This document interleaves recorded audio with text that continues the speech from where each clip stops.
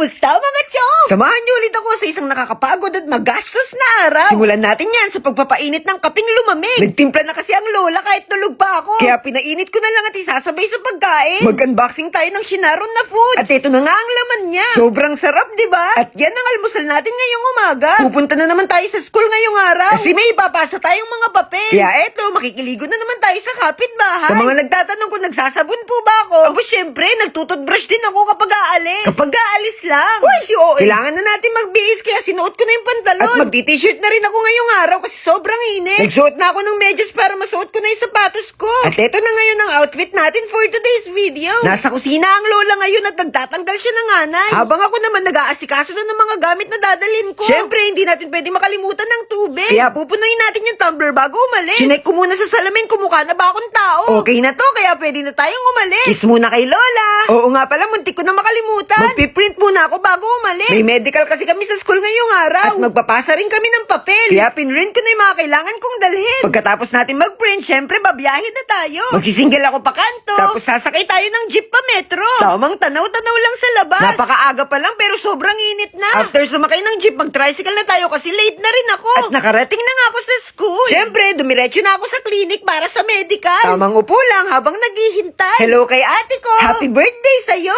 Uy, si OA. Tapos na tayo magpa-medical kaya tara, alis na tayo. Kalkalin naman natin sa bag yung mga ipapasa nating mga papel. Kaso may nakalimutan na naman akong isulat. Katapos kung magbasa, umalis na rin ako. Pero hindi pa tayo uuwi sa bahay. Kasi kailangan pa natin pumunta sa dental clinic. 2 months na kasi ako di nagpapa-adjust. At ngayon lang nagka-oras para makapagpa-adjust ako. Sobrang busy ba naman kasi ng tao na to? Uy, si OA. Akyat na tayo. Alam nyo bang nagdikit-dikit na yung ngipin ko? Nung una ko kasing punta dito, naka-social distancing pa sila. Ngayon, close na sila sa isa't isa. Pero kailangan pa rin natin magpa-adjust para mas sumayos pa. Pagkatapos nito, alis na rin tayo agad. Sobrang nagugutom na ang tao na to. Kaya balik muna tayo sa school. Nag-jeep na ako papunta sa school, pwede naman pala. At mas mura pa. Oo nga pala, pang-4 na araw na ng intrams ngayon. At papasok kami sa gym ngayon para panoorin yung senior namin sa koral. Go, Kuya John! Todo support ng mga koral kay Kuya John. Kaya nakicheer muna kami.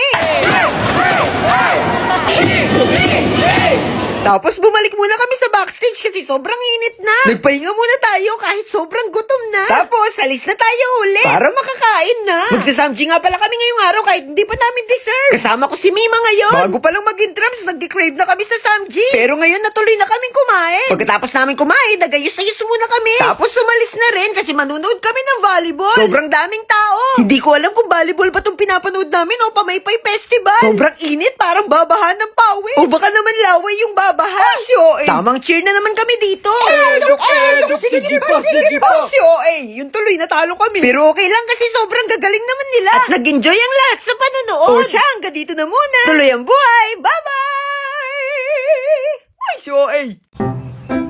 Nay! Nay! Pinyang pira. Kumuha ka doon sa lalagyan ng pandi ko. May pera doon. Sige. Nay! Ano ba yun? Nay, wala ka bang iuutos? Wala. Wala? Talaga ba, Nay? Wala talaga, sigurado ka dyan? Wala nga. Umalis ka na lang. Okay, sige. Ate Duday, alam mo ba kung bakit matamlay si nanay ngayon? Hindi ko nga rin alam eh. Tapos ang lungkot-lungkot pa niya. Alam nyo ba, bakit malungkot si nanay? Bakit, kuya? Umalis nga kasi si Aling Turing at saka si Manang Shopping. O tapos? Siya nga ka ba? Eh di wala siyang katsikaha, wala siyang katsismisan. Slow mo naman, Duday. Kaya pala din niya ako inutusan. Kaya ko rin, hindi naman ako binawal kumuha ng pera sa lalagyan niya ng panty. Tama kayo, hindi mabubuhay si nanay nang walang chismis. Alam ko na. May plano ako. Ay, pinasamahan mo ko. Kita ha. Nay, okay ka lang ba talaga? Oo, doon na kayo. Sure ka ba, Nay? Gusto mo ba nang kausap? Kung kayo lang din makakausap ko. Huwag na lang. Umalis na kayo. Dito na yung Summit Match. Marami kang makakatsikahan at syempre makakachismisan. Marami pa kayong makikilalang mga kaibigan. Talaga ba? Pasubok ako. Okay, enjoy! A few moments later. Yung kinikwento ko sa'yo. Oh, Bebeng, kumusta na si nanay? Hindi na siya matamlay, kuya. Kaso, tumang-tama ngayon wala pa tayong ulam. Abay, gumawa na kayo ng paraan. Umutang kayo doon kila Angelo. Utang na naman. Tapos maglaba kayo, maglansya. Magugas ng pinggan, linisin niyo itong buong bahay. Aha. Mare, may kausap ka pa dyan. Wala, Mars. Oh, tuloy mo na nga. Si Tommy dapat kasi hindi na natin siya tinuruan mag-litmatch eh. Okay lang yan, te. Mahalaga bumalik na si nanay sa dati. Sa bagay. O sige, basta tutulungan mo ako maghugas ng pinggan mamaya. Ay, may gagawin pa pala ako school project. Bye-bye! Bebek! Inay, dahil hindi ka na nag-ML, may regalo ako sa'yo. Tadaan! Bagong aso! Ganda! Salamat, nak! Ano kaya maganda pangalan dyan, Nay? Popol. Nag-ML ka talaga, Nay, o hindi? Hindi na nga ako nag-ML, promise. Anong Tagalog sa ship? Kupa, ano pa? Tupa yun. Kala ko ba hindi ka na nag-ML? Anong sahog sa ulam natin na lapu-lapu? Unahin mo yung Endless Battle. Sunod, Blade of the Spear. Huwag mong kakalimutan yung War Axe at saka yung Warrior Boots, ha? Tapos, syempre, para mas sumarap, lagyan mo ng Rose Gold Meteor. Kumpirmado, nag-ML ka talaga. Ay, tsaka pala, balita ko, marunong ka daw mag-Chinese, Nay. Ay, oo, marunong ako, natutunan ko kanina. Sige nga, bigyan mo nga ako ng example, Nay. Sunshi. Sige na, maglulot. Halika nga dito, bata ka! Nay, gagalingan ko na nga eh. Promise. Ay, dapat lang.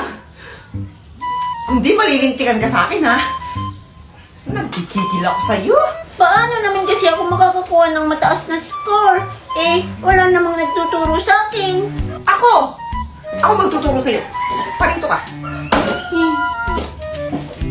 O sige, tatanungin kita ha.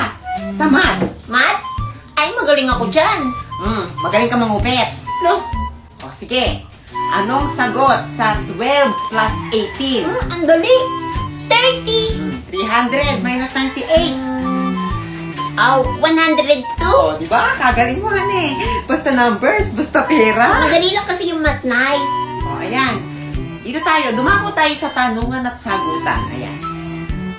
Si Marina ay nangutang ng Harurut. Wala pa. Ay, wala pa ba? O, tapusin mo muna kasi yung tanong. Si Marina ay nangutang ng harina sa tindahan. Ang tanong, kanino siya nangutang? Ay, anong tanong yan, Nay? Sagot! Ay, kila Aling Tanjing. Saan pa ba siya uutang? Very good. O, ayan. I-reviewin natin lahat yan, ha? Lo, ang dami naman. Pag hindi mo na-review yan, ipapakain ko sa'yo. Akala mo, ha? Tandaan mo, Bebeng. Ang masipag na bata ay nagkakamit ng gantimpala. Kaya magsipag ka para sa exam mo. Not finish. Ma'am, ito po yung sa akin, ma'am. Ma'am, ito po yung sa akin, Okay, mag-recess muna kayo dahil i-check ko muna ang inyong mga test papers. At after recess, ay malalaman nyo rin ang result ng test ninyo. Hoy, Bebeng, boy kopya. Oo nga. Mukha pang tinapa. Eh, kayo nga, amoy kayong tinapa eh. Magbabango nga kayo. Ang babango nyo. At saan ka naman nangopya ngayon, Bebeng? Diyan kay Bebang? Mambabara. Manahimik na nga kayo. Eh, paano ako makakakopya? Eh, one seat apart tayo kanina. Bel na. Tara na, Bebeng. Sige, tara na. Excited na ako sa result ng exam. Good luck, losers. Ayan, mga bata.